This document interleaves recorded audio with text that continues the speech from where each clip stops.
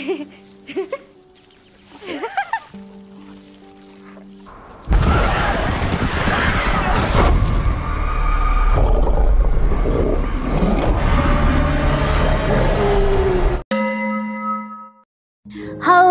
Sobat Tubers, Assalamualaikum. Semoga kalian semua sehat dan bahagia selalu ya. Untuk yang lagi galau, semoga bisa terhibur dengan nonton alur film ini. Di sini aku akan merekap alur cerita lengkap dari film zombie The Last of Us Season 1 tahun 2023. Kalian pasti sudah tidak asing dengan judul satu ini, karena dari segi film dan gamenya pun sudah terkenal banget. Tanpa berlama-lama lagi, mari kita mulai saja alur filmnya. Have a nice rebahan.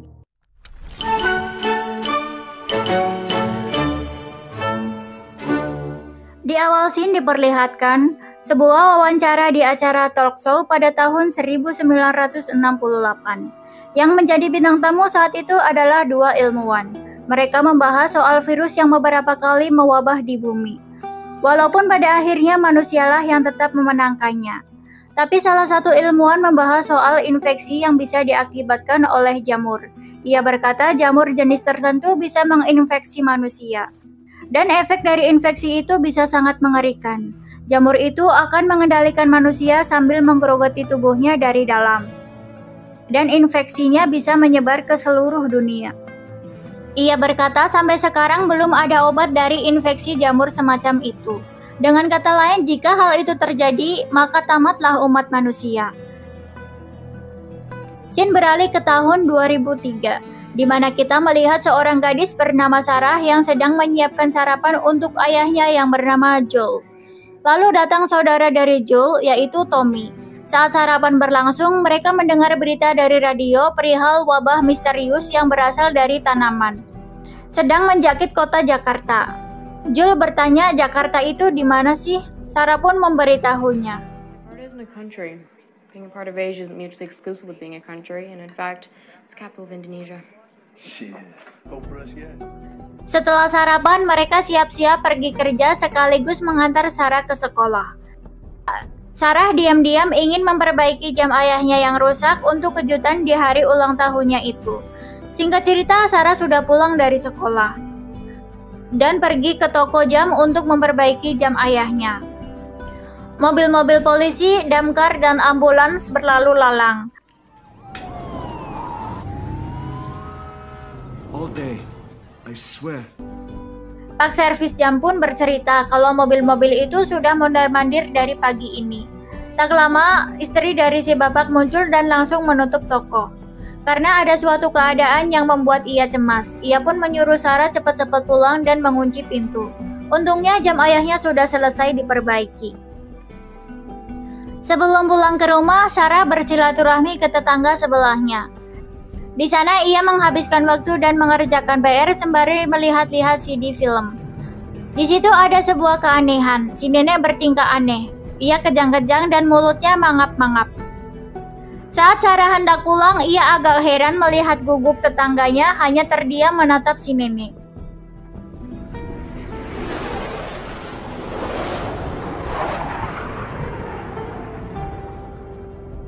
Singkat cerita, malam telah tiba. Sarah menunggu Joel yang baru pulang hampir tengah malam karena ada lembur. Sarah pun langsung memberikan jam tangan ayahnya yang sudah ia perbaiki sebagai hadiah ulang tahun. Sebenarnya duit yang digunakan untuk memperbaikinya adalah duit Joel sendiri, guys. Ya, seenggaknya Sarah udah ada niatan baik ya kan. Sarah mengajak ayahnya nobar sebagai acara ulang tahun sang ayah dan ketiduran. Saat tengah malam, Joel ditelepon oleh Tommy yang berkata ia sedang ada masalah di kantor polisi karena menolong seseorang yang diserang orgil. Joel pun membawa Sarah ke tempat tidurnya dan bergegas pergi untuk membantu Tommy.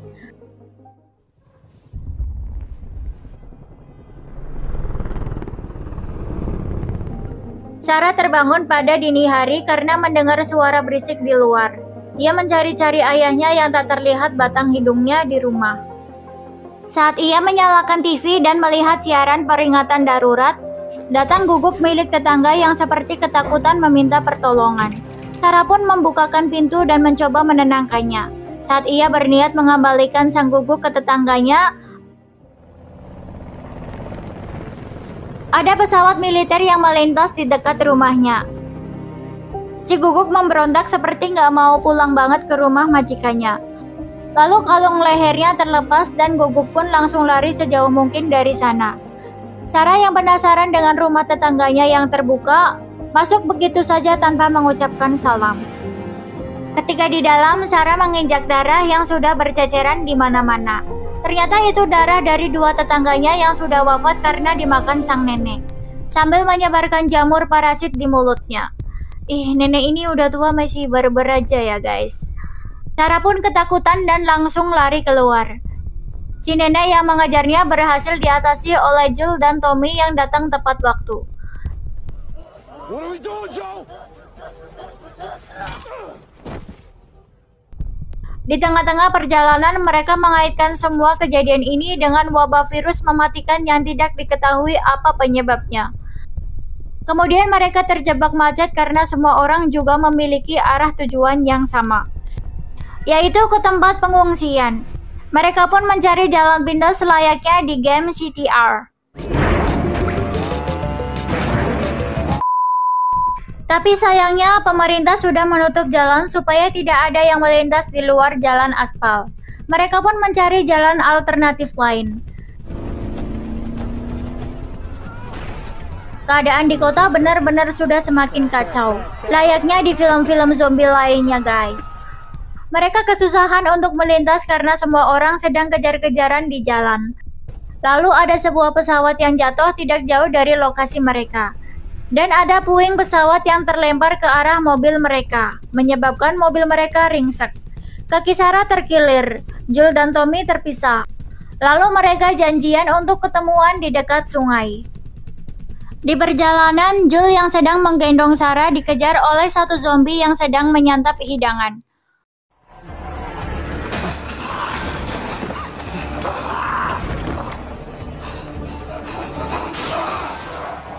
Untung saja zombie itu tertembak tepat di kepala oleh salah satu pasukan militer. Tentara itu melaporkan bahwa ia menemukan dua warga sipil, tapi sayangnya ia mendapat perintah untuk melenyapkan Jules beserta anaknya untuk mengurangi resiko.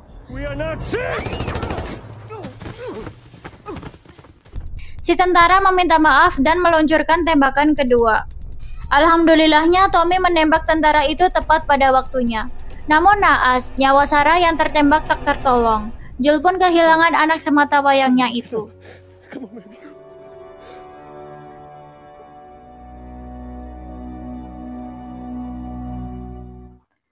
Singkat cerita, 20 tahun telah berlalu. Ada seorang anak kecil lusuh yang berjalan sendirian dan melihat kota Boston yang sudah sangat tak terurus. Ternyata di tahun 2023 itu, efek dari wabah semakin menjadi-jadi guys. Anak itu pingsan setelah bertemu oleh dua pasukan militer. Lalu mereka membawa anak itu ke dalam. Dan setelah anak itu dicek dengan hasil positif, mereka membiusnya. Salah satu petugas berkata kepada anak itu bahwa mereka akan membuatnya tertidur sebentar.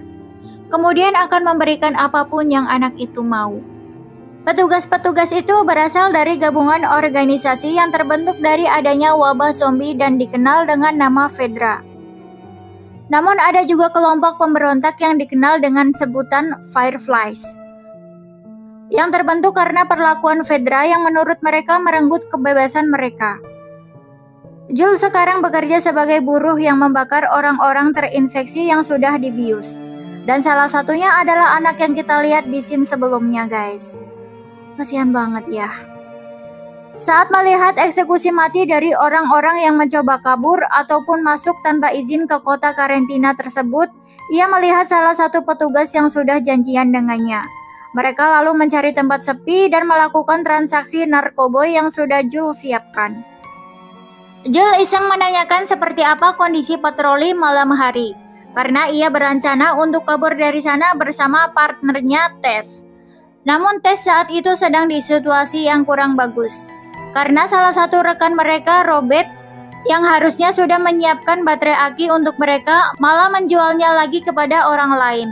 Saat mereka mencoba membicarakan hal itu, tiba-tiba saja ada bom yang menghantam dinding di sana. Ternyata di luar sedang ada bentrok antara Fedra dan Fireflies. Saat Tess tersadar, Robert dan anteknya sudah tidak ada lagi di sana.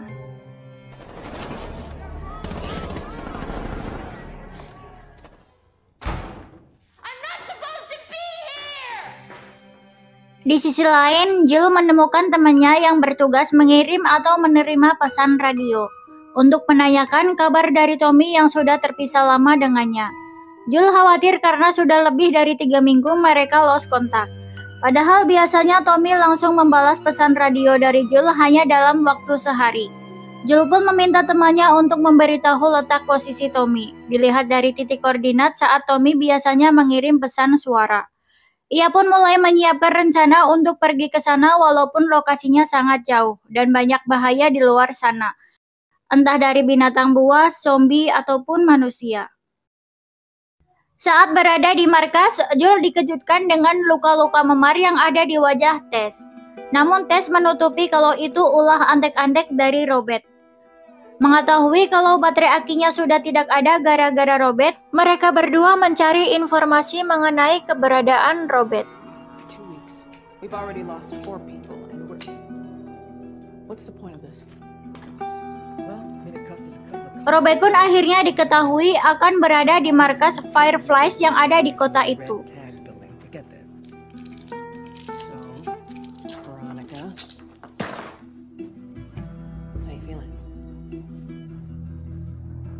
Saat di perjalanan lewat jalan rahasia, mereka menemukan zombie yang sudah membusuk dan digerogoti oleh jamur parasit, guys.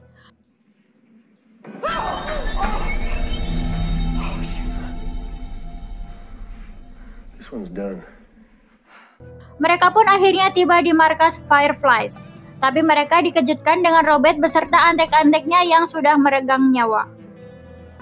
Di situ terlihat baterai aki yang mereka cari walaupun dalam kondisi yang sudah tidak bagus.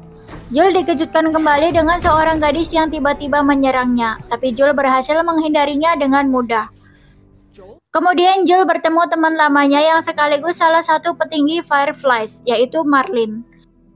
Marlin bercerita bahwa terjadi bentrok antara Fireflies dan kelompok Robert karena Robert menjual baterai aki yang sudah tidak bagus. Joel bertanya untuk apa Marlin membeli baterai mobil. Marlin menjawab untuk mengantar gadis yang bernama Ellie itu ke markas Fireflies lainnya di sebuah tempat yang bernama State House. Tapi Marlin belum bisa memberitahu alasannya. Teman dari Marlin memberitahunya kalau Fedra mungkin sedang menuju ke sana gara-gara mendengar baku tembak. Karena kondisi Marlin dan teman-temannya yang sudah terluka, ia meminta bantuan Joel untuk mengantar si gadis ke tempat tujuan. Dengan imbalan akan memberikan apapun yang Joel butuhkan saat ia sudah di sana nanti. Marlin berencana akan menahan Fedra selama mungkin. Setelah berdiskusi, mereka akhirnya setuju untuk melakukannya. Mereka beristirahat sejenak di dalam markas dan mulai melancarkan aksinya pada malam hari. What are you doing? Killing time. What am I supposed to do? I'm sure you'll figure that out. Yeah. Okay, get it. It's time to go. Mereka menyelinap keluar markas lewat jalan rahasia dan harus melewati para petugas Fedra yang sedang berpatroli pada malam itu. Sayangnya saat sudah hampir keluar perbatasan, mereka ketahuan oleh salah satu petugas yang mana itu adalah pelanggan narkoboynya Joel yang kita lihat di tempo hari. Dia pun tetap harus menjalankan tugasnya dengan menyuruh mereka berlutut dan mulai mengecek mereka satu-satu. Fine, everything off of this run, and half off on all of the pills. Half off? All off.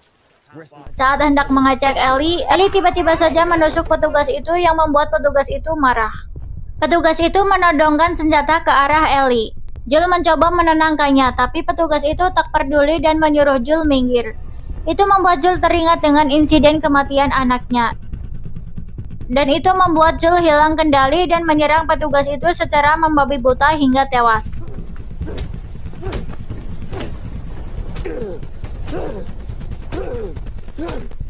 Tess diam-diam mengecek kondisi Ellie dan terkejut dengan hasilnya yang positif.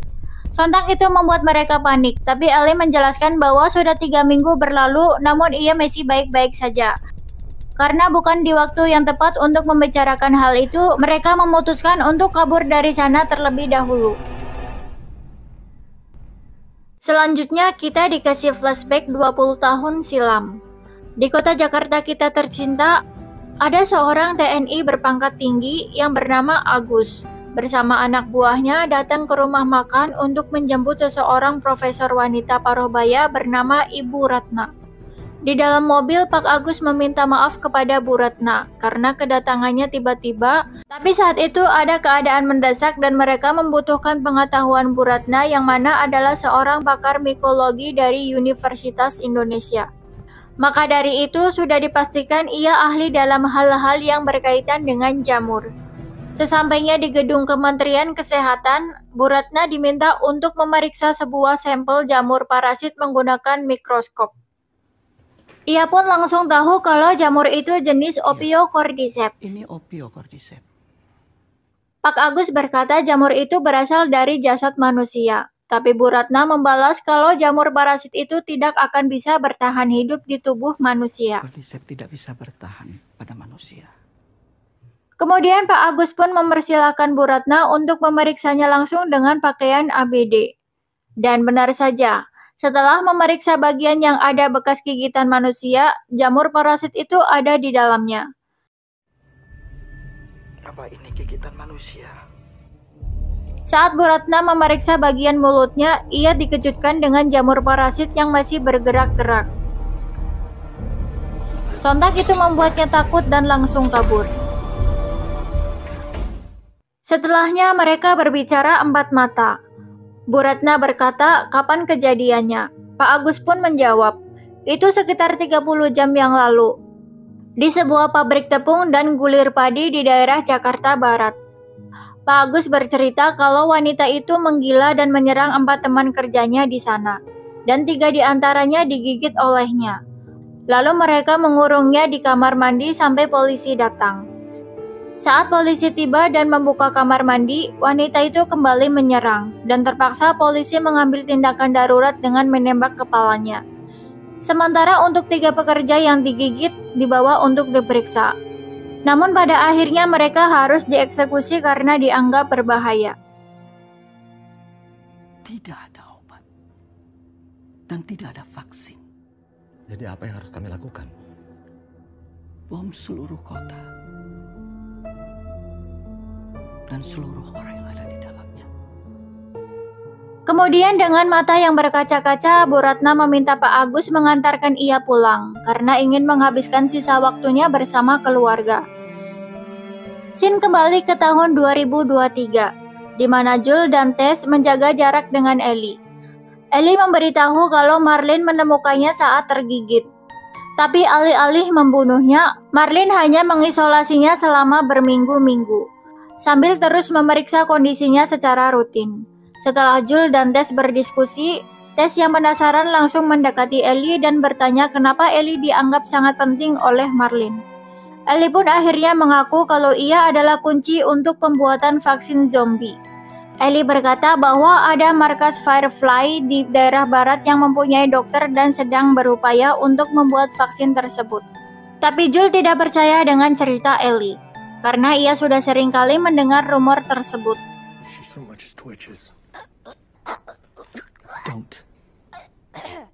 Namun setelah Tess meyakinkannya, Jules mencoba untuk percaya dan akan membantunya sampai ke State House.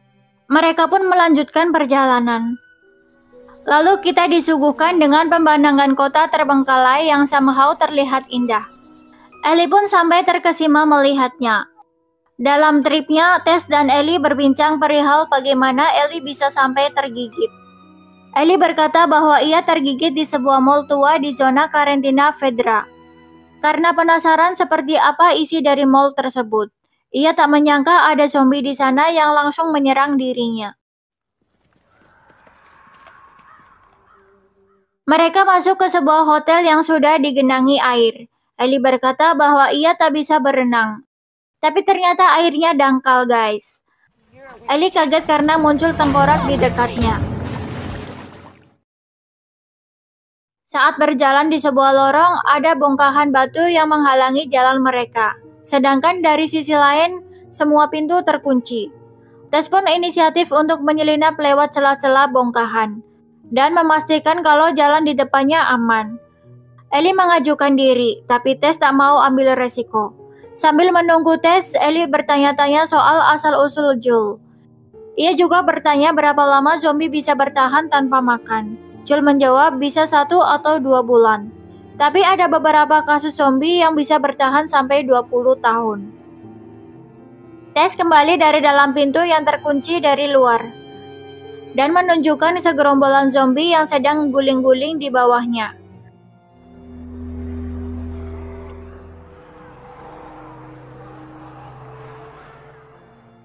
Tess berkata bahwa ia dan Joel pernah ada di area itu dan sudah hafal betul bahwa para zombie tersebut berada di dalam bangunan ketika masih menjadi manusia. Mereka pernah datang ke zona karantina untuk mencari perlindungan, namun sudah terlambat. Satu demi satu dari mereka menjadi zombie. Tess menjelaskan bahwa jamur parasit itu sudah tumbuh bercabang-cabang di bawah tanah, yang membuat mereka terhubung satu sama lain dan bisa memberi sinyal dari kejauhan jika salah satu dari mereka menemukan mangsa. Akhirnya mereka pun memutuskan untuk mencari jalan alternatif, yaitu melewati gedung museum. Terlihat sudah banyak jamur di bagian depan pintu, tapi untungnya jamur itu sudah pada mati dan mengering. Di dalam mereka menemukan mayat manusia yang terlihat belum lama, dan bekas lukanya tak terlihat seperti diserang zombie pada umumnya. Mereka pun memutuskan untuk lebih berhati-hati dan tidak berbicara sama sekali. Not quiet. Silent. Well, no question.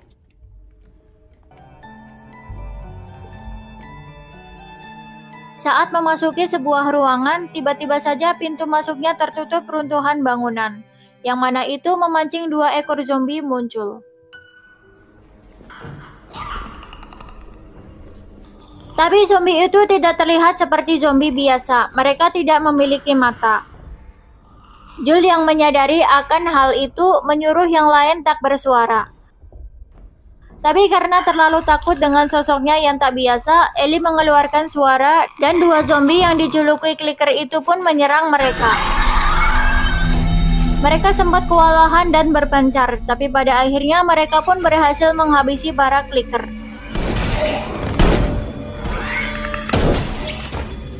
Ellie tersadar kalau ia tergigit untuk yang kedua kalinya, tapi dengan santainya ia berkata, untung saja yang tergigit itu dirinya. Joel memberikan Ellie kain untuk menutupi lukanya. Setelahnya mereka melanjutkan perjalanan dan akhirnya sampailah mereka di tempat yang bernama State House itu.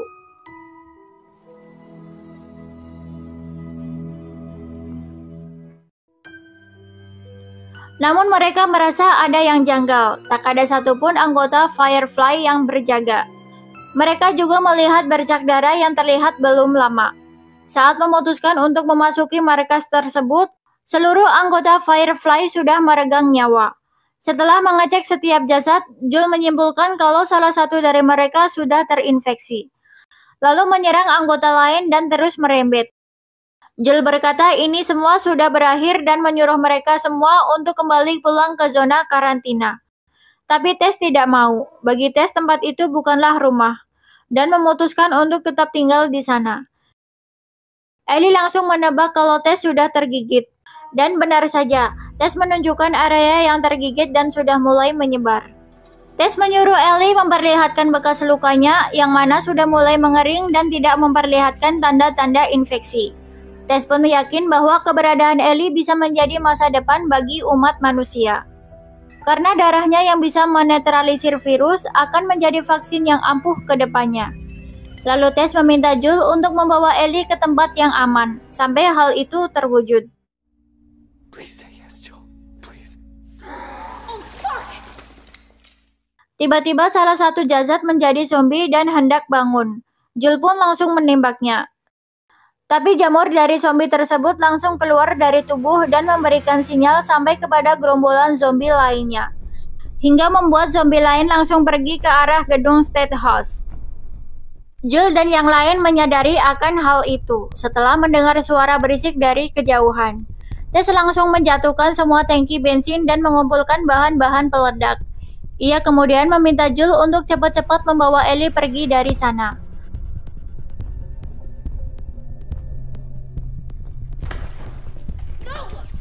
Jules pun dengan terpaksa meninggalkan sambil membawa Ellie. Para zombie sudah sampai di sana. Namun Tess kepayahan menyalakan alat pemantiknya. Sampai ada salah satu zombie yang menghampiri Tess dan mentransfer jamur kepadanya. Dalam keadaan yang hampir sudah tidak sadar, untungnya Tess berhasil menyalakan alat pemantik dan langsung ia jatuhkan, menyebabkan ledakan besar dari dalam gedung dan membuat para zombie mati terbakar.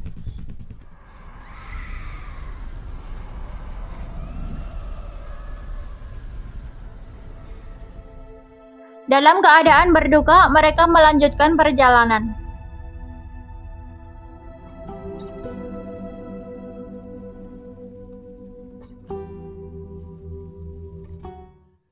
Singkat cerita, mereka sudah berada di tengah-tengah hutan. Ellie merasa bersalah, namun ia menegaskan bahwa tidak ada yang memaksa Jules ataupun Tess untuk membawanya di awal. Jules pun mengerti. Mereka lanjut berjalan menuju tempat kenalan Jules bernama Bill dan Frank. Di perjalanan, Ellie tak henti-hentinya bertanya berbagai hal kepada Jules. Ia juga menanyakan apakah Bill dan Frank adalah orang baik. Are Bill and Frank nice? Frank is.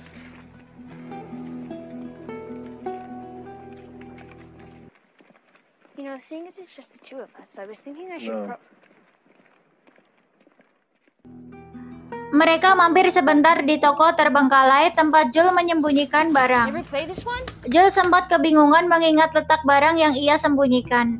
Tapi ia menyangkalnya saat ditanya Ellie. No. I'm just zeroing in on it.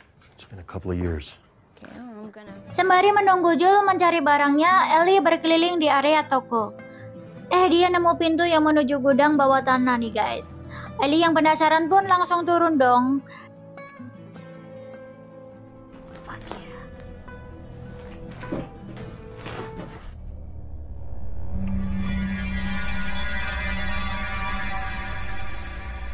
Saat mengeksplornya, ia malah menemukan seekor zombie yang terjepit reruntuhan. Setelah sedikit bermain-main, ia kemudian menancapkan pisaunya ke kepala si zombie.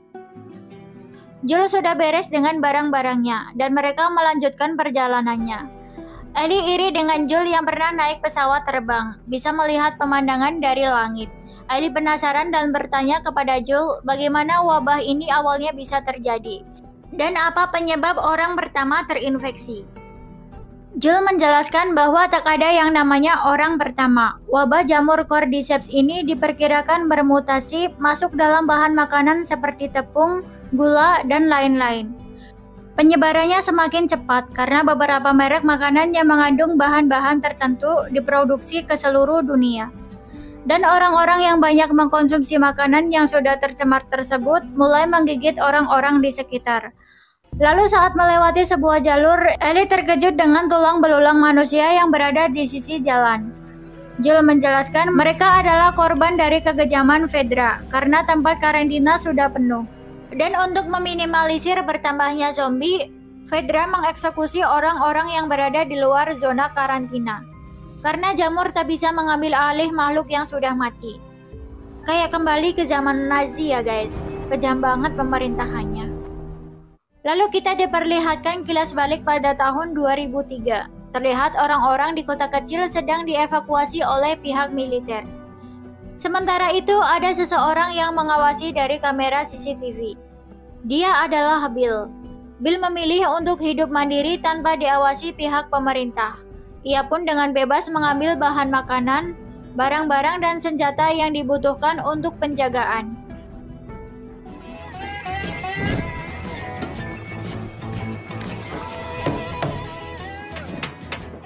Ia juga mahir membuat jebakan dan pagar kawat bertegangan listrik yang mengelilingi kota itu. Tak terasa 4 tahun berlalu, ia jalan seorang diri. Namun suatu hari ada yang terkena jebakan lubang di luar pagar kawat. Orang itu adalah Frank. Mengetahui kalau Frank tidak terinfeksi, Bill membantunya naik. Karena sudah terlalu lapar, Frank meminta sedikit makanan kepada Bill. Bill pun mengizinkannya datang ke rumahnya untuk makan dan membersihkan diri. Frank senang berada di sana, karena entah kapan terakhir kali ia makan makanan lezat dan di tempat nyaman seperti itu. Frank yang awalnya hendak pergi menjadi antusias melihat piano yang ada di rumah itu. Tapi permainan pianonya jelek hingga akhirnya Bill turun tangan untuk memainkannya dengan benar. But there's no one at my side for a long, long time. Dari situ timbullah benih-benih cinta. Gimana? Ya, gitulah guys pokoknya. Untuk kebaikan bersama kita skip aja ya guys. Singkat cerita, 3 tahun berlalu. Bill terlihat tidak suka dengan Frank yang berniat merombak bagian rumahnya agar terlihat lebih indah dan mencolok. Frank juga berniat mengizinkan orang-orang baru untuk tinggal di kota itu. Dari situ mereka bertemu dengan Jules dan Tess yang ingin bersimbiosis mutualisme dengan mereka. Frank terlihat akrab dengan mereka, tapi tidak dengan Bill. Bill awalnya menolak bekerja sama, tapi Jules memberitahu bahwa pagar kawat itu umurnya kurang lebih hanya tersisa setahun lagi. Tapi ia menawarkan aluminium bertegangan tinggi yang akan bertahan seumur hidup. Akhirnya Bill pun setuju untuk bekerja sama. Sebelum pulang, Jules meyakinkan bahwa Fedra tidak akan pernah tahu tempat ini. Tapi yang ia khawatirkan ialah para penjara yang bisa datang kapan saja. 3 tahun kembali berlalu. Frank membawa Bill ke ladang stroberi yang ia buat sendiri, dari benih yang ia dapat dari Tess. Bill sangat senang sekaligus terharu karena ia sendiri sangat menyukai stroberi.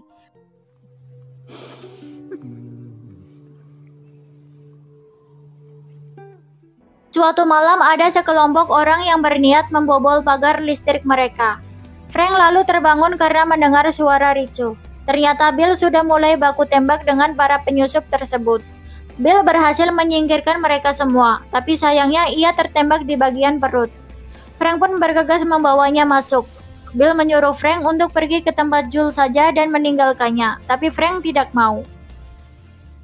Singkat cerita, 10 tahun berlalu, dengan Frank yang sudah berada di kursi roda dan Bill yang masih setia menemani.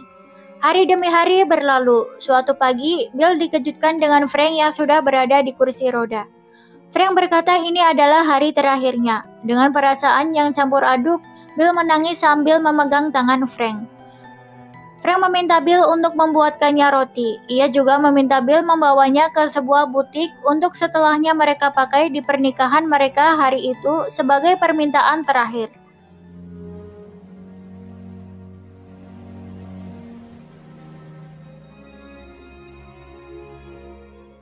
Singkat cerita, semua itu sudah mereka lalui.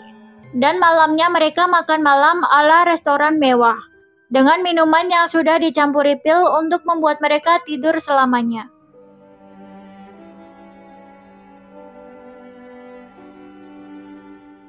Scene kembali ke masa kini. Jules sudah sampai di kediaman Bill dan Frank. Kondisi rumahnya masih terlihat bagus, tapi ada sisa makanan yang sudah berjamur. Ellie menemukan sebuah surat yang ditulis Bill untuk Jules, yang tertulis pada 29 Agustus 2023. Bill menyuruh Jules untuk mengambil apapun yang ia butuhkan. Ia menyarankan untuk tidak masuk ke dalam kamar mereka, dan meminta Jules untuk mengambil semua senjatanya untuk menjaga Tess tetap aman. Duh, miris ya guys. Jules keluar dan merenung sesaat, lalu memeriksa bagian garasi. Di sana ia menemukan mobil yang masih menyala dengan aki yang masih bagus. Kemudian ia memberitahu Ellie untuk bersiap-siap pergi menuju lokasi saudara Jules. Jules berkata Tommy adalah anggota Fireflies, jadi mungkin ia bisa membantu mereka untuk ke bagian laboratorium Fireflies dan memeriksa kondisi Ellie. I'm taking a shower, and then you're showering. Seriously. Saat bersiap-siap, Ellie menemukan pistol yang berada di laci Bill. Tentu saja ia langsung memasukkannya ke dalam tas. Cerita kali ini diakhiri dengan Joel dan Ellie yang memulai perjalanan menggunakan mobil peninggalan Bill dan Frank. Believe it?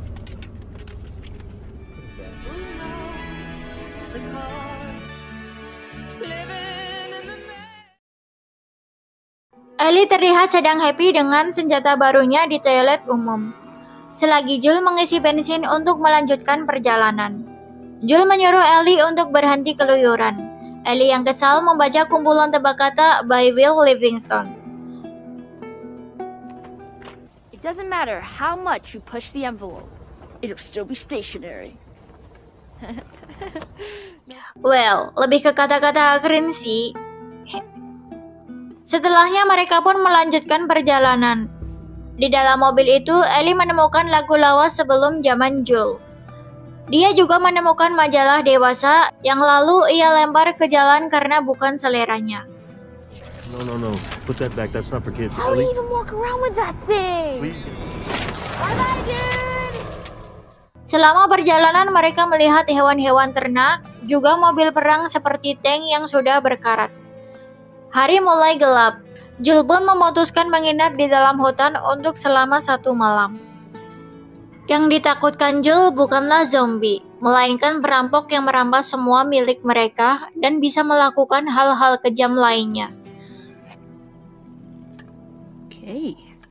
Sebelum tidur, Ellie kembali memberi tebak-tebakan yang tanpa diduga bisa dijawab oleh Joel. Can I ask you a serious question? Yeah, Why did the Scarecrow get an award? because he was outstanding in his field. You dick! Did you read this? Yah, gagal ngerjain deh. Pagi hari pun datang. Joel terlihat sudah terjaga, entah sudah dari kapan dia terbangun. Setelah bersiap-siap, mereka kembali melanjutkan perjalanan. Joel menyuruh Ellie untuk terus memperhatikan map sambil menjadi navigator. Joel sedikit bercerita mengenai adiknya, Tommy, juga bagaimana mereka bertemu dengan Tess. Joel bercerita Tommy kerap kali mengambil keputusan yang akhirnya ia sesali, seperti saat ia masuk militer sampai bergabung dengan Firefly. Itu karena Tommy memiliki jiwa pahlawan yang tinggi. Joel tapi tahu kalau Tommy sudah keluar dari Firefly dan berada di luar sana sendirian. I'm not even tired. Perjalanan mereka terhenti karena terhalang banyak mobil rongsokan. Joel lalu keluar dengan senjata untuk mengecek keadaan. Mereka tak menemukan apa-apa dan memutuskan untuk mengambil jalur lain. Sampailah mereka di salah satu markas Fedra. Tapi anehnya markas itu terlihat sudah terbengkalai. Lalu datang seseorang yang meminta pertolongan dengan terpincang-pincang sambil memegang perut. Tapi Joel malah langsung tancap gas ke arah orang itu. Dan alhamdulillah berkat Joel, orang itu sudah tidak pincang lagi. Ternyata orang-orang ini adalah perampok. Joel dan Ellie terkena banyak jebakan yang menyebabkan mobil mereka nyungsep. Terjadi adu tembak antara para perampok itu dan Joel. Ellie berhasil bersembunyi. Joel pun berhasil menumbangkan 2 dari mereka.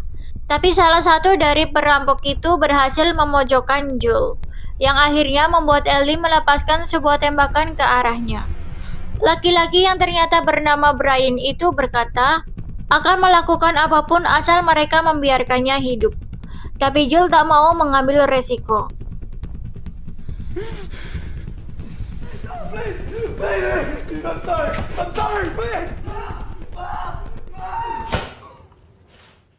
Mereka lalu mencari jalan keluar yang aman karena Joel tahu cepat atau lambat orang-orang itu pasti akan mencari mereka. Scene beralih ke seorang wanita yang bernama Kathleen bersama seorang dokter yang sepertinya jadi sandra wanita ini. Kathleen memaksa dokter yang sudah ia kenal dari kecil untuk memberitahu keberadaan seseorang yang bernama Henry. Saat masih menginterogasi, beberapa timnya datang dan membawa jasad Brian. Salah satu rekannya berkata mungkin itu ulah tentara bayaran, bukan Fedra. Tanpa diduga, Kathleen langsung membunuh Dr. Tadidong. Kathleen menduga itu perbuatan dari rekan Henry, dan menyuruh seluruh pasukannya untuk menelusuri sisi kota dan membunuh siapapun yang sudah menumbangkan Brian dan kawan-kawan.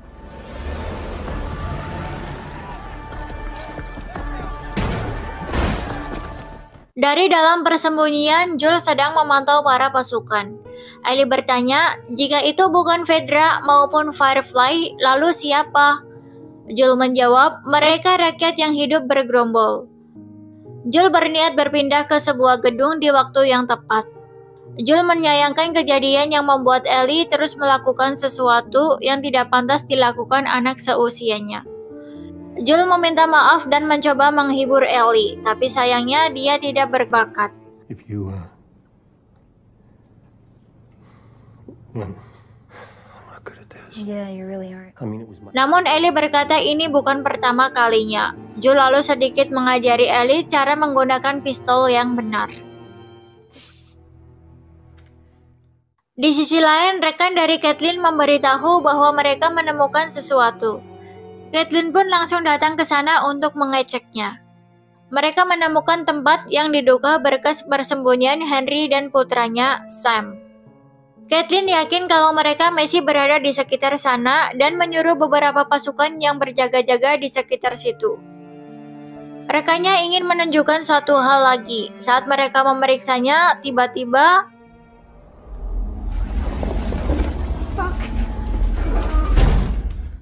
Caitlin berkata jangan sampai ada yang tahu soal ini, sampai mereka beres dengan Henry. Singkat cerita, Joel dan Ellie sudah berada di gedung yang memiliki 45 lantai. Tapi mereka tidak akan naik sampai lantai 45, mengingat kondisi Joel yang sudah tidak muda lagi.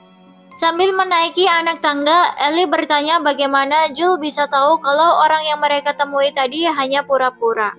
Joel menjawab, itu karena ia, Tommy, dan yang lain pernah di posisi orang-orang itu maupun sebaliknya, demi bertahan hidup.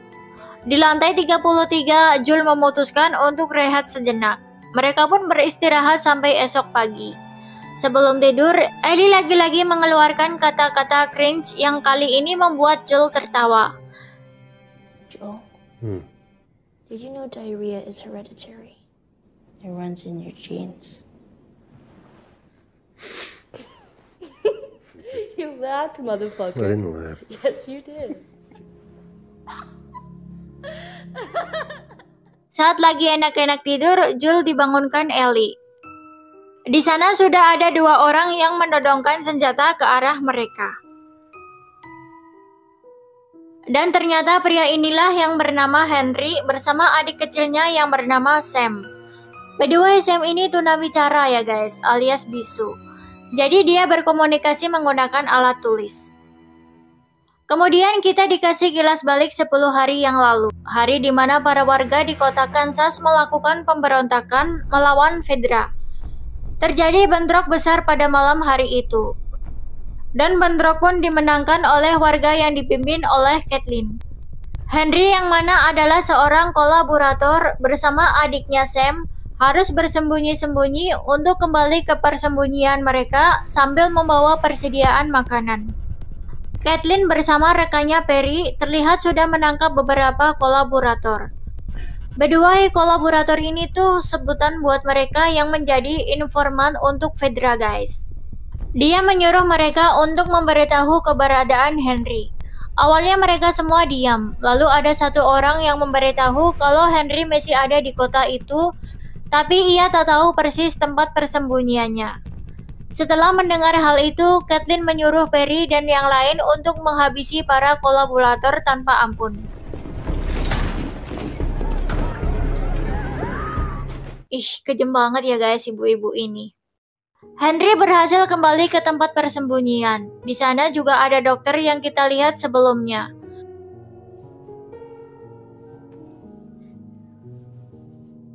Sepuluh hari pun berlalu. Henry dan Sam memutuskan untuk pergi dari persembunyiannya. Henry dan Sam memutuskan untuk pergi ke persembunyiannya karena persediaan makanan habis. Dan si dokter pun sudah tertangkap. Henry melihat Joel yang sedang baku tembak dengan warga Kansas. Dari situ ia mengikuti Joel. Dan sampailah scene di mana ia menodongkan senjata. Henry meminta bekerja sama dengan Joel untuk keluar dari kota itu. Setelah beberapa saat berpikir, akhirnya Joel mengiyakan. That's right. It's a weird fucking tone, man. That's just the way he sounds. Joel, tell him he's okay. Everything is great. Dude.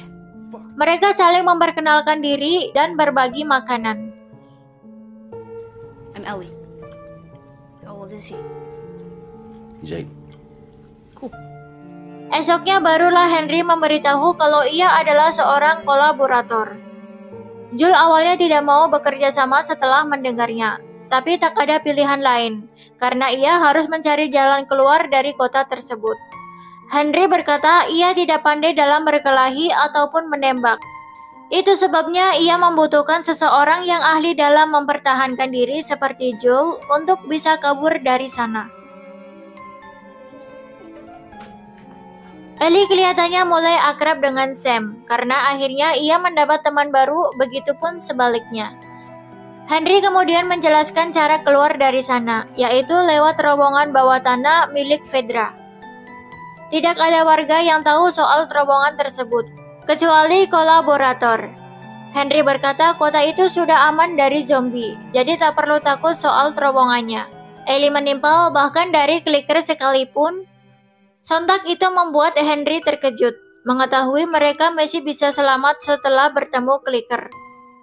Singkat cerita, mereka sudah berada di dalam terowongan. Mereka menemukan ruangan yang sepertinya bekas persembunyian untuk anak-anak yang dipenuhi mainan dan komik.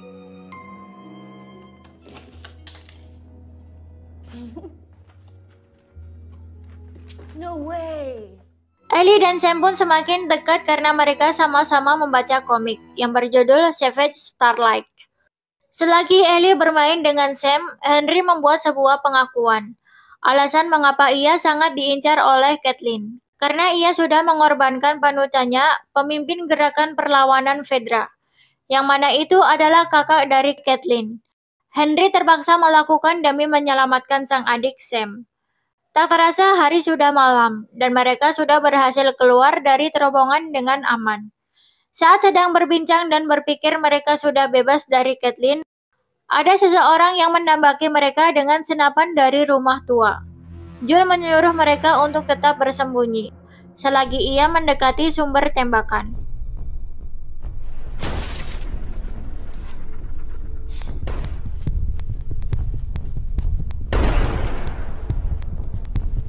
Singkat cerita, ia berhasil menggapai rumah itu, dan ternyata orang itu adalah anak buah dari Kathleen.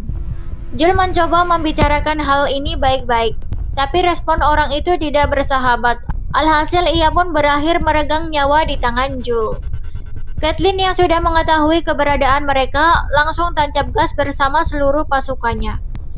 Jules berhasil menumbangkannya satu truk yang mengejar Ellie, dan membuat truknya meledak setelah menabrak rumah. Henry, Sam, dan Ellie sudah terpojok. Henry meminta Kathleen untuk melepaskan anak-anak, tapi Kathleen menolaknya dengan dingin.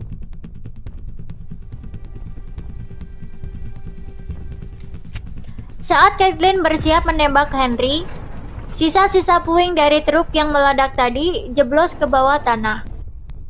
Dan dari lubang itu muncul gerombolan zombie jenis clicker yang tak terhitung jumlahnya.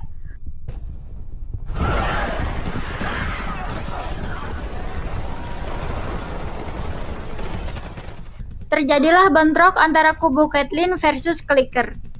Hal itu pun menjadi kesempatan Henry dan yang lain untuk mencoba kabur dari sana. Walaupun mereka masih tetap kesulitan karena jumlah clicker yang begitu banyak. Ellie dan yang lain terus mencoba mencari celah untuk kabur dari sana, dibantu Jules yang menembaki para stalker dari dalam rumah. Dan tiba-tiba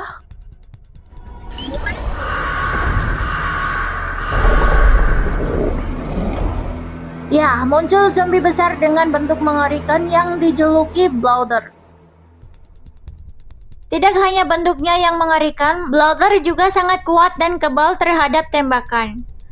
Perry yang mencoba membunuhnya pun malah berakhir dengan tragis.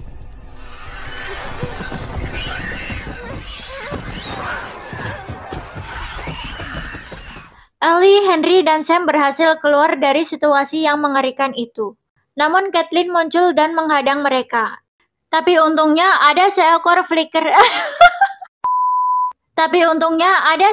clicker yang hinggap di badan Kathleen dan langsung melahapnya. Baru kali ini ya kemunculan zombie malah jadi hal yang menguntungkan.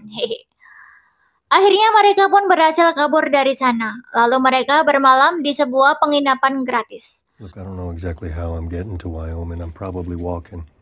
You know, if you want to. Yeah. Yeah, I think it'd be nice for Sam to have a friend.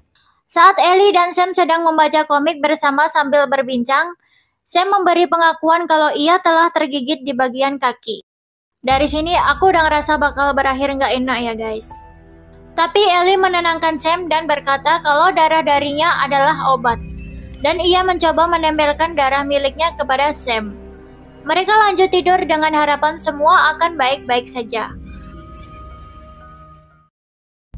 Namun naas, esoknya Sam sudah berubah menjadi zombie sepenuhnya dan menyerang Ellie. Sontak itu membangunkan Joel dan Henry. Henry yang memegang pistol kebingungan, namun pada akhirnya ia mengambil nyawa sang adik. Setelah melakukannya, perasaan Henry campur aduk dan ia pun berakhir bunuh diri. Ya ampun, sumpah bagian ini bener-bener bikin aku jadi campur aduk juga guys. Tega sutradaranya ya kan. Joel dan Ellie kemudian mengubur mereka selayak mungkin. Dan cerita kali ini diakhiri dengan Ellie yang menaruh alat tulis di atas makam Sam. Dengan tulisan, "Maafkan aku." Tak terasa 3 bulan sudah berlalu.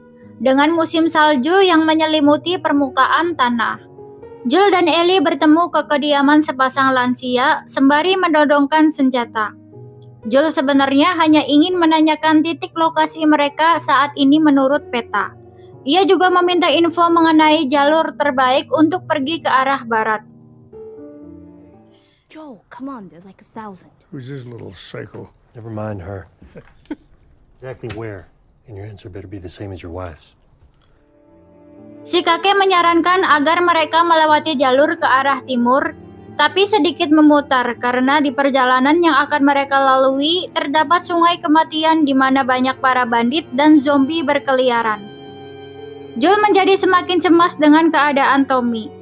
Pasangan lansia ini sepertinya tidak begitu tahu mengenai Fedra maupun Firefly karena mereka sudah hidup menyendiri dari sebelum wabah melanda. Nope.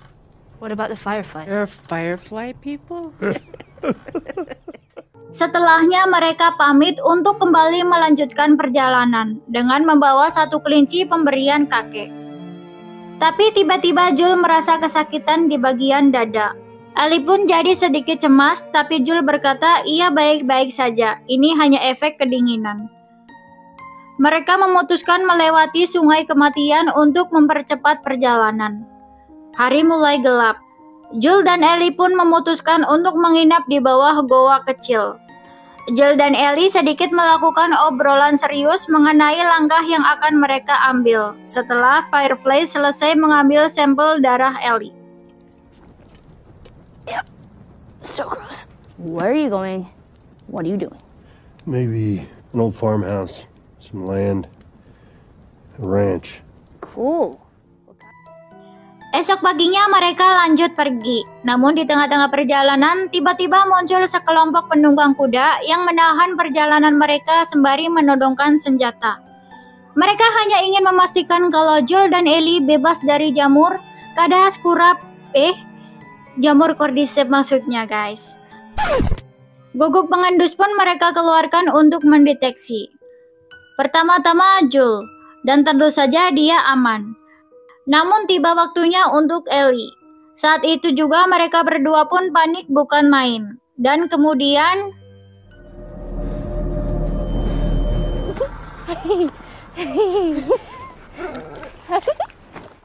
ternyata si Guguk malah bermain dengan Ellie dong.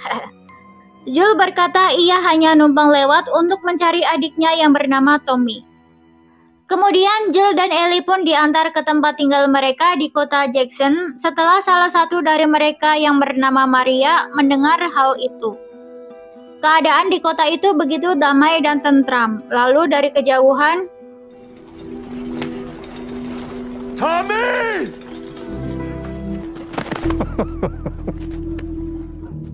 ya, itu adalah Tommy, adik dari Joel. Ya ampun, akhirnya mereka bertemu lagi. Jadi terharu ya kan.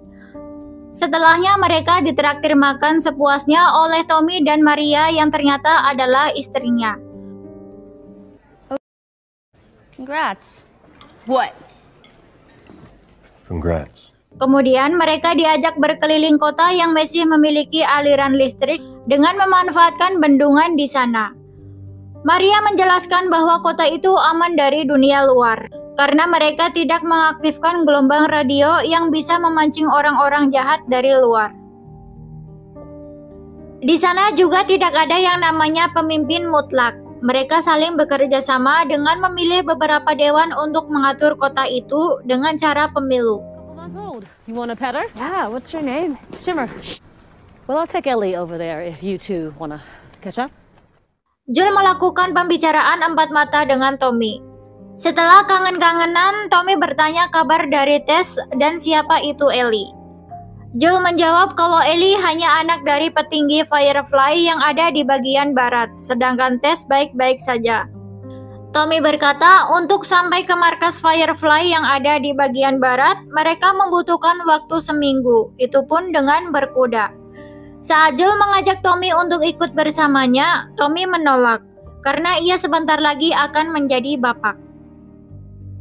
Joel yang mendengarnya kecewa berat, karena setelah perjuangan berat yang ia lalui untuk menemui Tommy, Tommy malah memilih untuk tidak membantunya. Tommy berkata ia ingin memulai hidup yang benar, tidak seperti yang mereka lakukan di masa lalu saat menjadi penjara demi bertahan hidup. Joel pun pergi begitu saja setelah mendengarnya.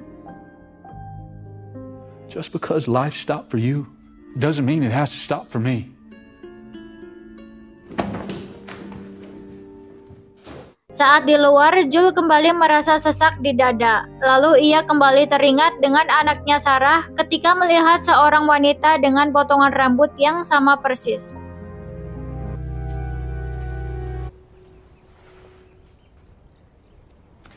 Gross.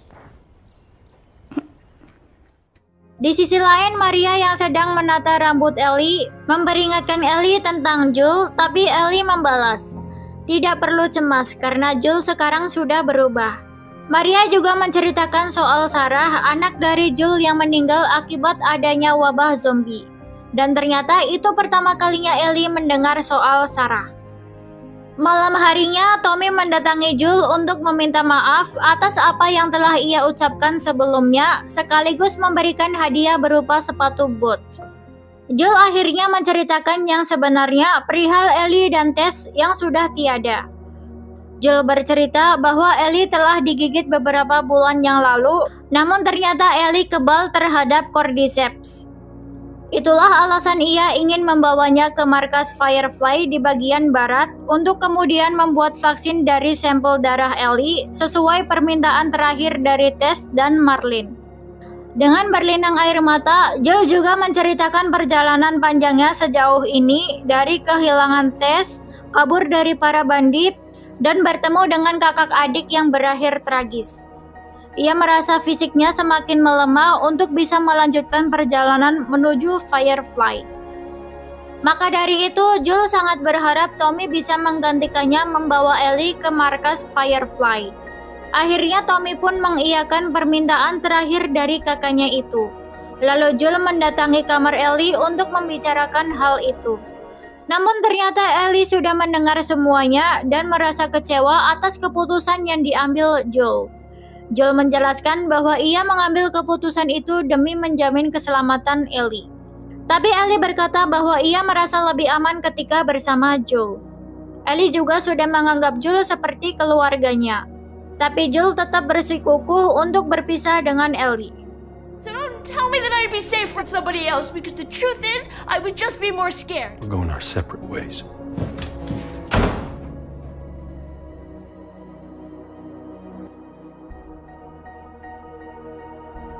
Di keesokan paginya, Tommy menghampiri kamar Ellie untuk menjemputnya dan menuju alat transportasi berupa kuda.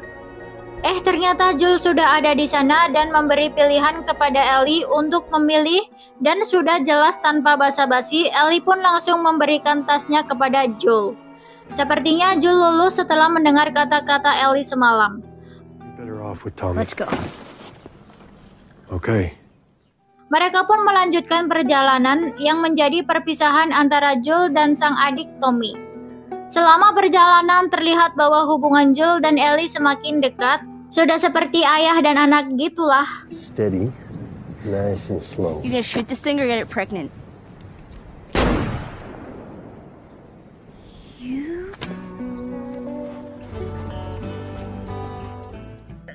Singkat cerita, sampailah mereka di markas Firefly, tapi anehnya di sana sangat sepi, hanya ada segerombol monyet. Setelah menelusuri beberapa tempat, Joel menemukan clue yang sepertinya mereka sudah pindah markas ke kota Salt Lake. Namun dari jendela, Joel melihat 4 orang bersenjata, dan itu membuat Joel was-was dan langsung menuntun Ellie keluar dari sana.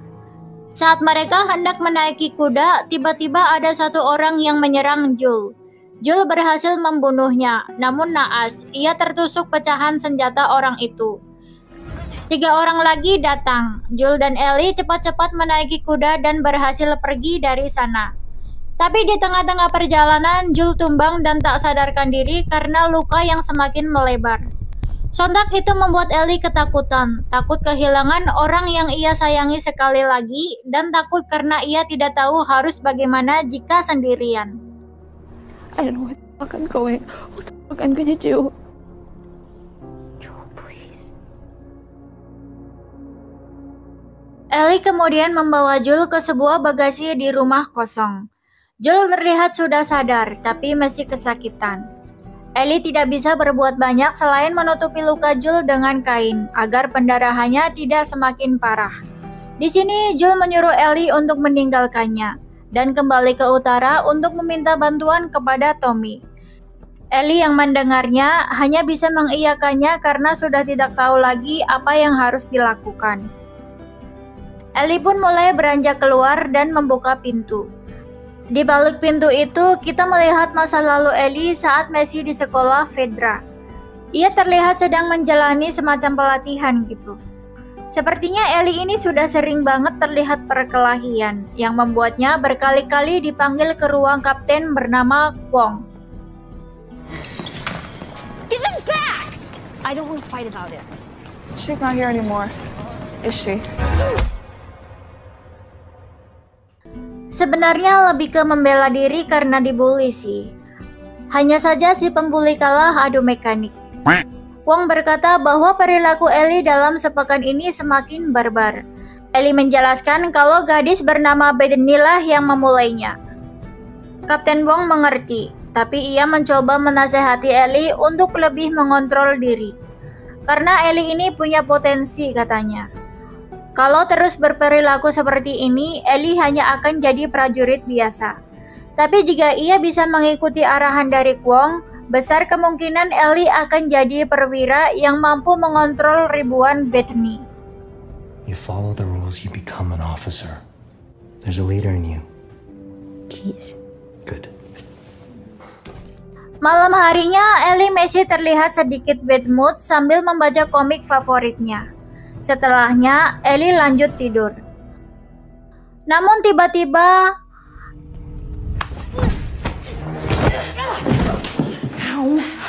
Riley! Ya, ada seseorang yang menyekap Ellie, tapi ternyata itu adalah sahabatnya, Riley. Yang Ellie kira sudah almarhum karena Riley sudah pergi tanpa kabar selama 3 pekan. Riley bertanya, siapa yang membuat mata Ellie bengkak? Ellie pun menceritakan semuanya. Di sini Riley memberitahu Ellie bahwa ia telah bergabung dengan Firefly. Ia pun membuat Ellie syok karena pada saat itu yang Ellie tahu Firefly itu hanyalah pemberontak. Riley berjanji akan menjelaskan semuanya sambil berjalan menuju suatu tempat yang menakjubkan. Di dalam perjalanan, Ellie dan Riley dikejutkan dengan penemuan mayat di sebuah gedung. I thought you were dead. You've been gone for 3 weeks. Wait, who gave you the black eye? It was Bethany, and I already fucked her up. I joined the Firefly. Is he dead? Yeah. Let's do it.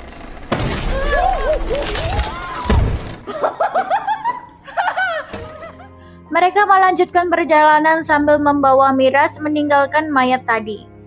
Riley menunjukkan senjata yang ia bawa, dan tentu saja itu membuat Ellie penasaran untuk memegangnya.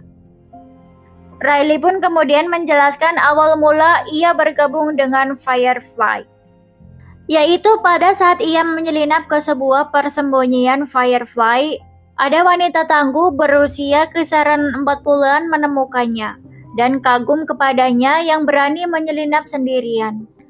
Ellie sedikit tidak percaya karena menurutnya itu terlalu sederhana. Singkat cerita, mereka sudah sampai di tempat yang ingin ditunjukkan Riley. Ternyata itu adalah sebuah mall terbengkalai yang rumornya banyak zombie di dalamnya.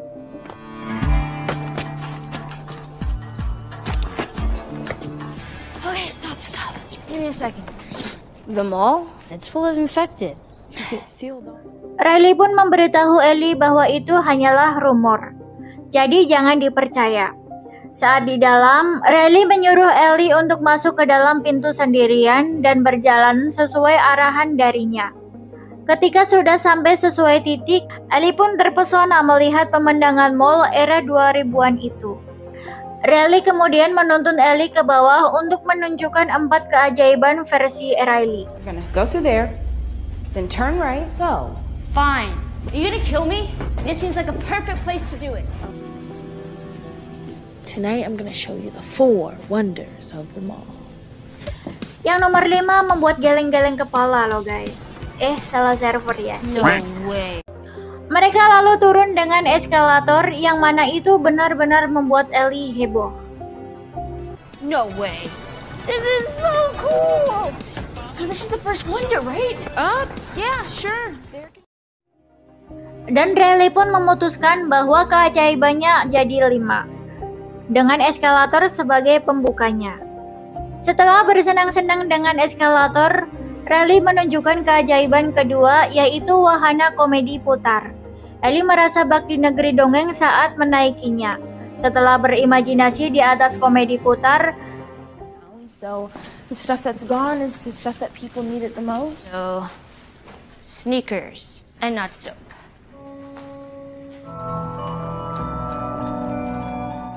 Riley menunjukkan keajaiban ketiga, yaitu mesin botol box yang awalnya Ellie kira itu mesin waktu.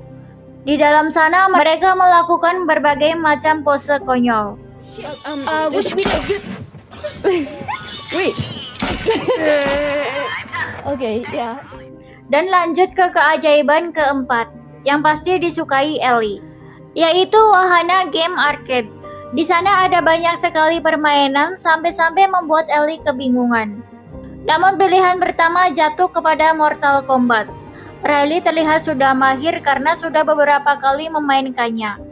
Mereka bersenang-senang di sana, tapi sayangnya ternyata ada satu zombie berjenis stalker yang terbangun dari hibernasi karena suara dari game arcade itu. Finish him! Do not finish me!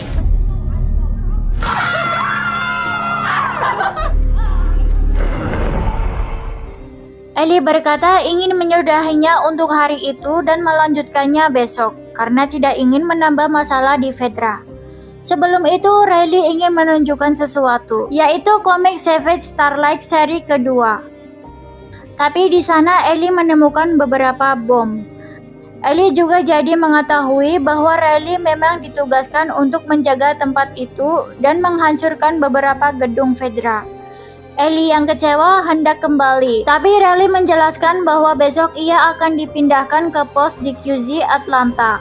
Sebenarnya Riley sudah meminta Marlin untuk membawa sahabatnya, tapi Marlin tidak mengizinkan. Karena sudah benar-benar kesal, Ellie pun pergi meninggalkan Riley.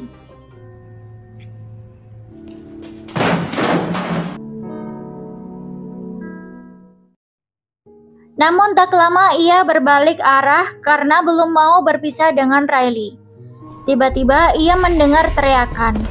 Sontak saja ia buru-buru ke sana, tapi ternyata itu hanyalah suara dari mainan Dajjal di toko hantu, yang mana tempat itu adalah keajaiban kelima. Dalam percakapan terakhir mereka, Riley meyakinkan Ellie bahwa Firefly tidak seperti yang Ellie pikirkan. Riley berjanji kalau Ellie ikut bersamanya, Hidupnya akan lebih baik ketimbang berada di Fedra. Akhirnya Ellie pun setuju untuk ikut. Mate's not over yet. You little thief! Come on.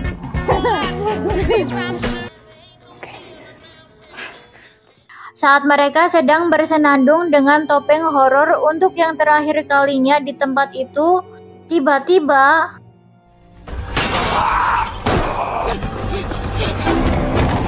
ya, stalker yang kita lihat sebelumnya muncul dan merusak kesenangan mereka.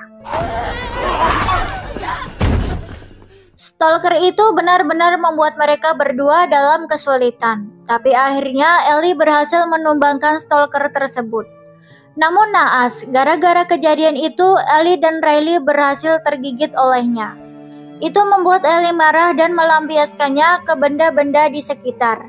Setelah capek, mereka berdua duduk berdua merenungi nasib. Riley sudah pasrah dan memilih diam menunggu ajal sambil berkata, "Toh pada akhirnya semua manusia akan mati, hanya waktunya yang berbeda." It ends this way for everyone sooner or later, right? I'm sorry. Kembali ke masa sekarang, Ellie yang tidak mau kehilangan orang tersayang sekali lagi buru-buru mencari alat yang kira-kira bisa berguna untuk mengobati Joel.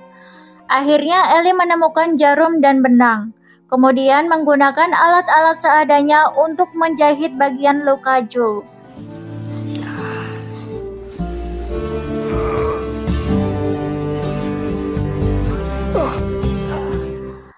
Ini ngilu banget sih ngelihatnya. Scene berpindah ke sebuah kota bernama Silver Lake, di mana ada seorang pastor sekaligus pemimpin di kota itu yang sedang berceramah. Setelah pastor yang bernama David itu selesai berceramah, ia bersama salah satu anggota inti yang bernama James membahas bahan pangan yang semakin menipis. Hal itu dikarenakan cuaca yang begitu ekstrim sehingga membuat mereka kesulitan untuk berkebun ataupun berburu hewan. James berkata kalau salah satu warga melihat seekor rusa beberapa kilo dari sana. Mereka berdua pun memutuskan untuk mengeceknya. Kembali ke Ellie dan Joel yang masih di rumah kosong. Joel terlihat masih tak sadarkan diri karena stok makanan mereka semakin menipis. Akhirnya Ellie memutuskan untuk pergi berburu. Ia menemukan seekor rusa dan berhasil menembaknya. Sayangnya tidak mengenai bagian vital, sehingga rusa itu masih bisa berlari walaupun dengan darah yang berceceran. Namun pada akhirnya rusa itu pun mati karena kehabisan darah. Bangkainya ditemukan oleh David dan James yang juga sedang berburu. Saat mereka hendak membawanya, Ellie muncul sambil menodongkan senjata dan menyuruh mereka pergi dari sana. David mencoba bernegosiasi dengan Ellie dengan menukarkan barang-barang yang kira-kira dibutuhkan Ellie dengan setengah daging rusa. Karena warga di kota mereka sedang benar-benar membutuhkan bahan makanan, ucapnya. Ellie bertanya apakah obat P3K untuk luka infeksi ada? Ketika David menjawab iya, Ellie pun langsung menjawab deal. Kemudian David menyuruh James untuk mengambil obat infeksi beserta jarum suntiknya. Tapi Ellie tetap tidak mau lengah. Ia mengosongkan peluru senjata yang dibawa David dan James. Setelah ia bersama Ellie menunggu di bangunan terbengkalai, David mengajak ngobrol Ellie yang masih siaga dengan senjatanya. David bercerita bahwa awalnya ia hanyalah seorang pastor. David bersama yang lain berasal dari zona karantina di kota Pittsburgh yang hancur pada tahun 2017 karena konflik antara Firefly dan Fedra. Mereka pun pergi ke zona tersebut dan memutuskan untuk menetap di kota Silver Lake karena di sana terlihat aman sentosa. Para warga meminta David untuk memimpin mereka, ceritanya. David yang religius berkata bahwa segala sesuatu yang terjadi pasti ada alasannya. Ellie tak percaya hal semacam itu sambil tersenyum. David pun menerangkan bahwa ia sedang mencari pembunuh dari salah satu anggotanya yang bernama Alex. Saat ia bersama 3 anggotanya pergi mencari makanan di kota sebelah. David menjelaskan bahwa ciri-ciri pelaku yaitu pria dewasa bersama seorang gadis. Mendengar hal itu, Ellie pun menjadi panik karena ia tahu yang David maksud yaitu dirinya dan Joel. Padahal mah si Alec yang tiba-tiba menyerang duluan. Joel cuma merasa terancam dan membela diri, ya kan? Lalu dari belakang sudah ada James yang menodongkan senjata kepada Ellie. Tapi David menyuruhnya untuk menurunkan senjata dan memberikan obatnya karena mereka sudah berjanji. Karena sudah keburu panik, Ellie pun langsung meninggalkan tempat itu tanpa membawa sebagian daging rusanya. Begitu sampai rumah, Ellie pun langsung menyuntikkan obatnya ke bagian luka Joel. Drop your rifles! We can trade you. Medicine? I am a preacher. When the Pittsburgh QZ fell in 17, Fireflies and Fedra.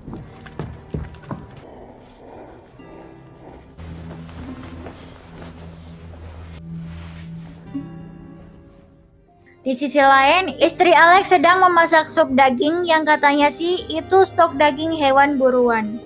Bisa jadi sih itu daging suaminya sendiri. Dark banget ya guys kalau bener. Tak lama David bersama James datang dengan rusa utuh. Para jemaat yang lain tapi terlihat tidak senang karena sudah mendengar soal David yang bertemu gadis yang tinggal bersama pria yang membunuh Alex. David pun berjanji akan menemukan mereka esoknya dan membunuh pria yang membunuh Alec. Namun anak dari Alec berteriak, "Kau harusnya membunuh mereka sekarang juga." Dia langsung ditampar sampai jatuh dari kursi dong.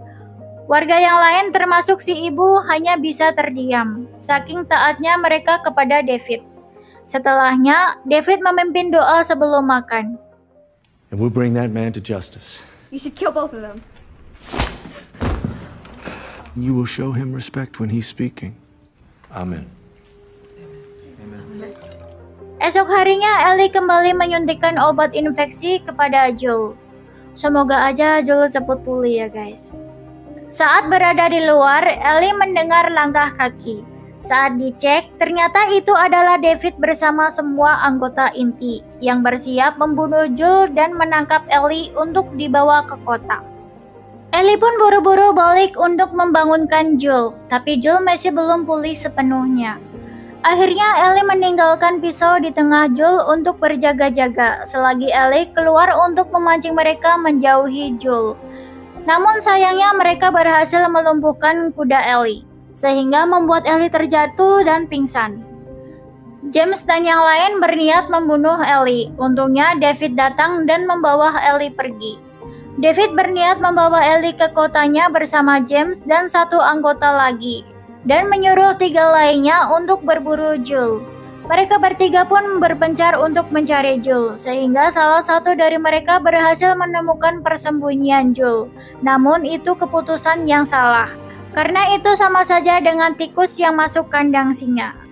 Joel yang sudah sadar sepenuhnya, alhamdulillah, berhasil mengeliminasinya dengan mudah.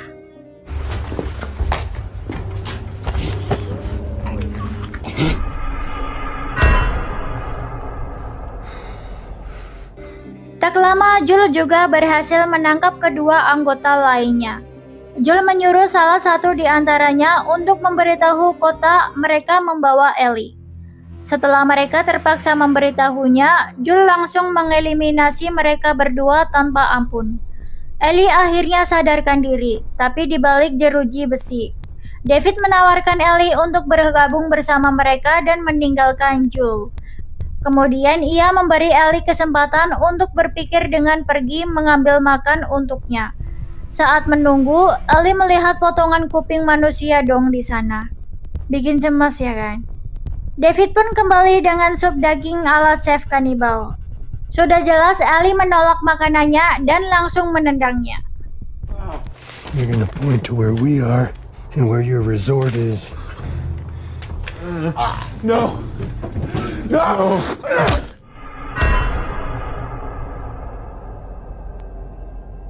You're eating people, you sick!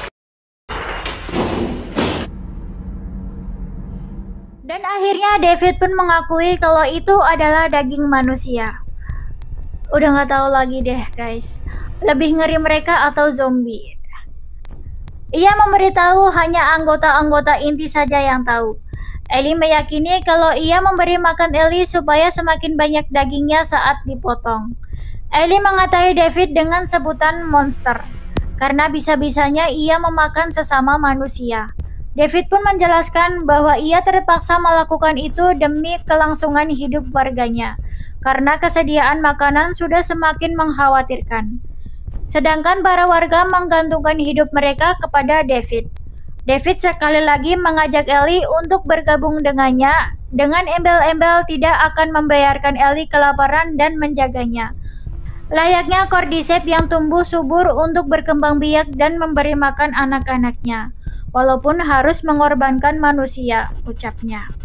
Mungkin ini yang namanya melakukan pembenaran ya guys. Awalnya sih kukira David ini benar-benar sosok pemimpin yang bijak dan pure baik.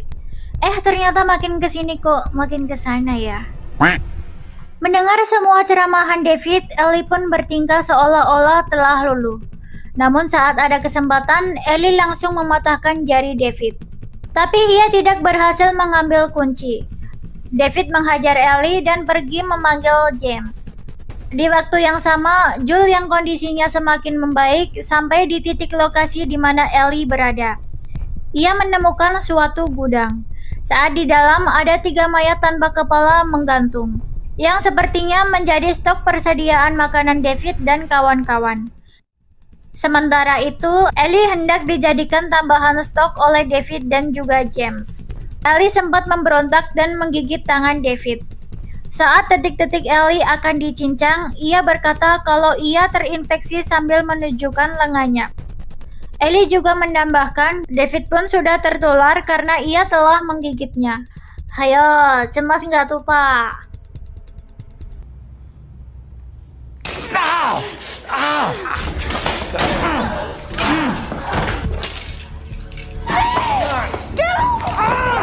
I'm infected!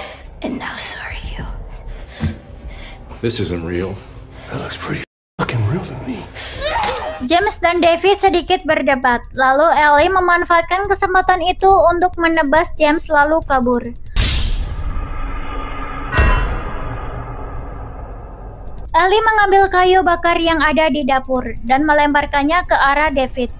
Nggak kena sih, tapi itu cukup mengalihkan David karena hal itu menyebabkan kebakaran. Ellie kemudian mengambil pisau dapur dan mencari waktu yang tepat untuk menyerang. Tapi ia lagi-lagi gagal, dan yang terjadi kemudian... The fighting is the part I like the most. Ya, David hendak memperkaos Ellie, tapi Ellie berhasil membalikkan keadaan dan membasmi David secara membabi buta. Dengan kondisi yang tidak stabil secara mental, Ellie keluar dari sana. Joel berhasil menemukan Ellie, tapi Ellie meronta-ronta ketakutan. Joel pun berusaha menenangkannya. Setelah Ellie kembali ke kesadarannya, ia langsung memeluk Joel sambil menangis. Kemudian mereka pun melanjutkan perjalanan menuju kota Salt Lake.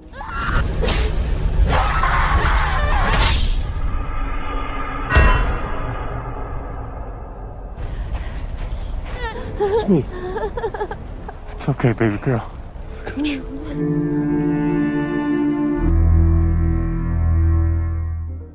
Zin berpindah ke seorang bumil bernama Anna, yang berlari karena dikejar seekor zombie stalker. Lalu ia masuk ke sebuah rumah dan memanggil seseorang, tapi tidak ada seseorang pun di sana.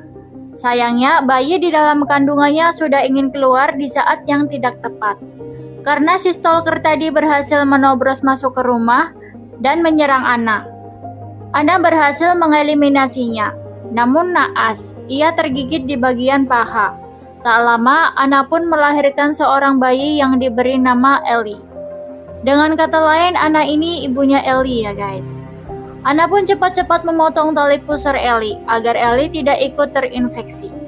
Anna tidak punya banyak waktu karena ia sudah terinfeksi. Jadi ia meluangkan waktu yang tersisa dengan memandang dan menggendong Ellie dengan penuh kasih sayang. Malam harinya, Merlin dengan anggota Firefly yang lain datang. Mereka mendengar suara wanita bernyanyi yang mana itu Anna. Dan ternyata Merlin memiliki hubungan yang cukup dekat dengan Anna. Marlene melihat bekas gigitan di kaki Anna, lalu Anna meminta Marlene untuk menjaga Ellie sekuat tenaga karena waktu Anna sudah tidak banyak lagi. Anna berkata ia memotong tali pusarnya tepat waktu, jadi Ellie aman dari infeksi. Anna meminta Marlene untuk membawa Ellie ke Boston dan memberikan pisau lipat sebagai kenang-kenangan Ellie nantinya.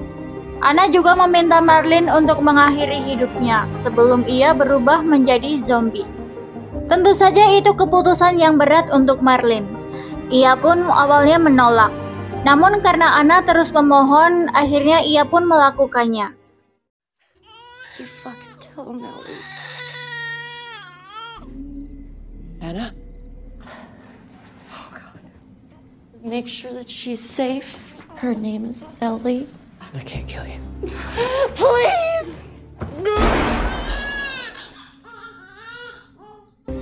Kembali ke masa sekarang. Di sini Ellie terlihat sedang melamun. Lalu Joel muncul dengan membawa makanan dan permainan yang pasti disukai Ellie. Namun Ellie terlihat tidak semangat sama sekali. Ellie sepertinya lagi overthinking akan suatu hal. Atau mungkin lagi dapet ya guys. Joel memberitahu kalau mereka sudah semakin dekat dengan lokasi sebuah rumah sakit. Dan kemungkinan itulah markas Firefly yang mereka cari. Joel terus-menerus mengajak Ellie mengobrol, tapi Ellie masih terlihat tidak seperti biasanya. Beef Baroni, Chef Boyardee. Oh, cool.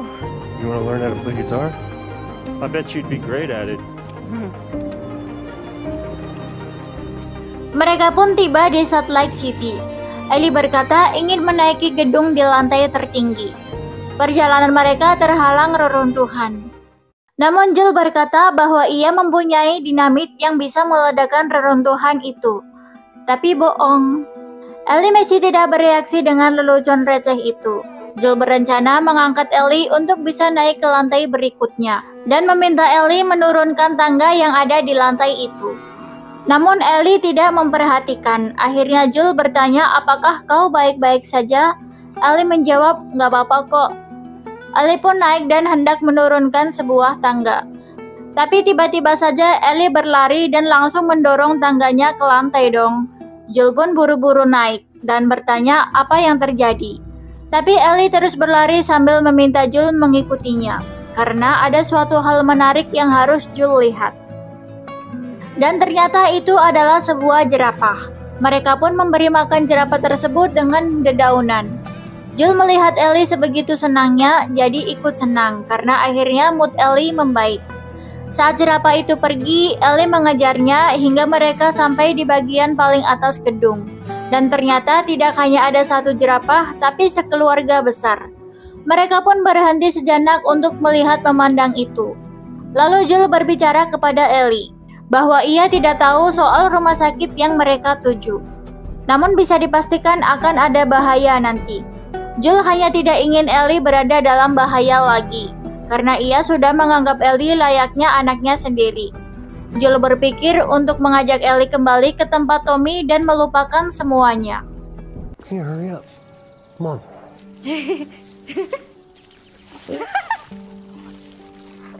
We don't have to do this.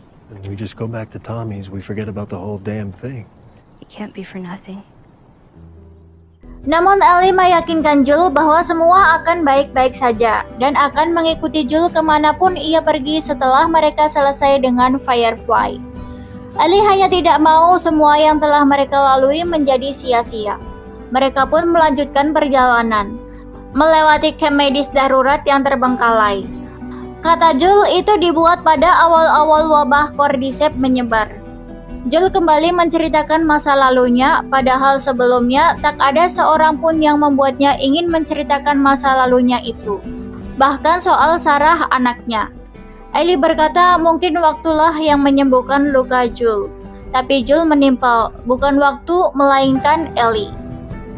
Yah, pada kenyataannya Joel bener sih, waktu emang gak bisa menyembuhkan luka.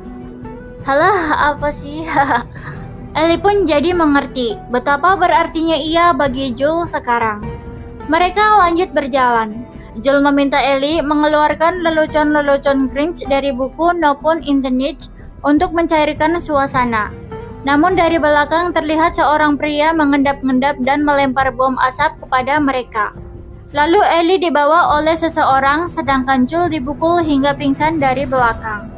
Saat tersadar, Joel sudah ada di sebuah ranjang, dan ada Marlin di sana. Ternyata yang menyerang mereka itu Firefly. Marlin meminta maaf karena anak buahnya tidak tahu soal Joel. Walaupun nggak tahu, harusnya nggak main serang-serang juga ya kan. Jadi meragukan Firefly ini ya guys. Where's Ellie? She wasn't hurt. How'd you do it? We all owe you. Just take me to her. Joel langsung bertanya di mana Ellie. Marlin berkata bahwa Ellie tidak terluka dan Ellie pun sangat mengkhawatirkan Joel. Joel terus bertanya di mana Ellie, tapi Marlin mengalihkan pembicaraan dan kagum kepada Joel.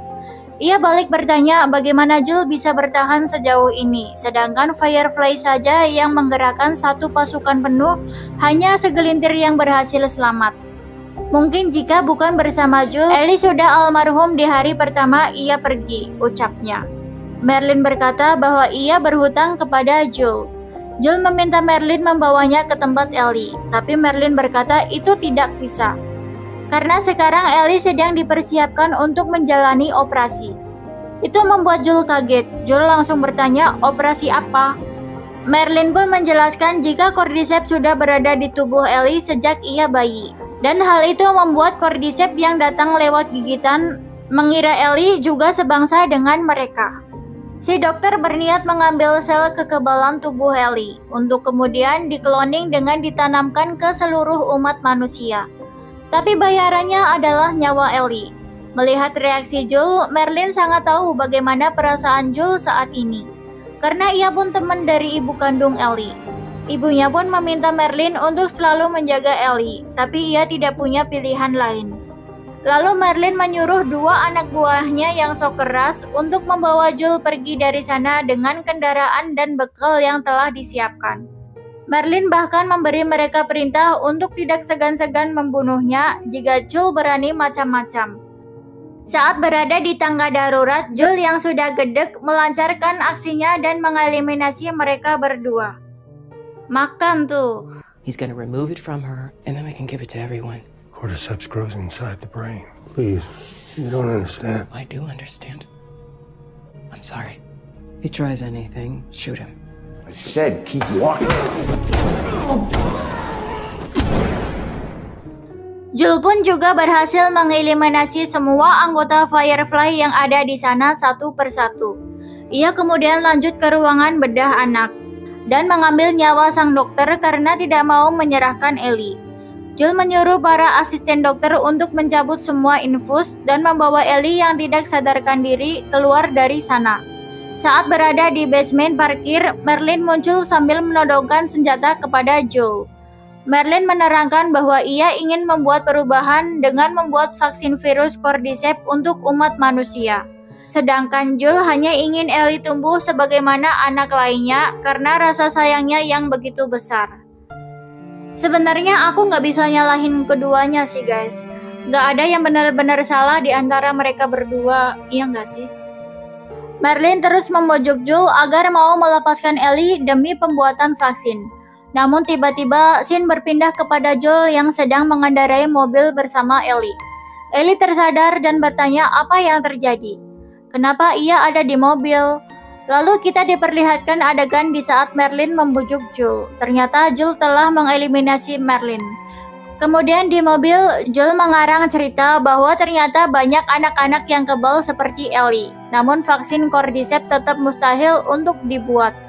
Kemudian datang para pejarah dan terjadi bentrok di sana, sehingga membuat Joel membawa Ellie terburu-buru dengan pakaian pasien. I won't let you take her. Unhook her. It's not too late, even after what you've done. They've actually... You've just come after her. Raiders attacked the hospital. I barely got you out of there. Is Marlene okay? Joel berkata Marlin tidak selamat dari kejadian itu, dan itu membuat Ellie terdiam. Joel meminta maaf, tapi sebenarnya maafnya itu karena ialah yang telah mengambil nyawa Marlin. Joel berniat membawa mereka kembali ke Wyoming. Tapi di tengah perjalanan mobil mereka mogok. Hingga mereka akhirnya berjalan kaki mendaki gunung. Lewati lembah, sungai mengalir indah, lah nyanyi. Joel bercerita tentang Sarah. Dulu mereka pun sering melakukan hal ini. Joel berkata, jika Sarah masih hidup, ia pasti akan menyukai Ellie. Ellie bercerita soal dirinya yang bukan pertama kali mengambil nyawa seseorang kala itu. Ia bercerita bahwa orang pertama yang ia eliminasi ialah sahabatnya sendiri. Karena sahabatnya pun tergigit saat Ellie pertama kali tergigit. Mendengar hal itu, Joel mencoba menyemangati Ellie dan mengajaknya membuka lembaran baru. Lalu Ellie meminta Joel bersumpah kalau yang ia ceritakan di markas Firefly benar adanya. Joel pun berkata, aku bersumpah. No, Sarah and I used to hike like this all the time. Why I think she'd like you? Because you're funny. Swear to me that everything you said about the Fireflies is true. I swear. Dan The Last of Us Season 1 pun selesai. Ya itu tadi guys alur cerita The Last of Us Part 2 dari aku, dan ini sekaligus menjadi akhir cerita dari Season 1. Sebenarnya akhir ceritanya masih gantung ya guys. Ya namanya juga film season ya kan. Kayaknya kita harus sabar nih buat nungguin season selanjutnya guys.